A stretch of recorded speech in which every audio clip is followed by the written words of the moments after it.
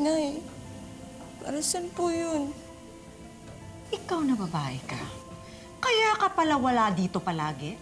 Nakikipaglandian ka sa mga lalaki? Nay, wala po akong ginagawang ganun. Nasa trabaho po ako. Huling-huli ka na. Huling-huli ka na. Nagsisinungaling ka pa. Hindi ka na nga nakakatulong dito sa bahay. Kung ano-ano ba yung ginagawa mong kalokohan? Nay, Uy, ikaw ha? Kung hindi lang talaga dahil kay Joe, ikaw matagal na kitang pinalayas eh.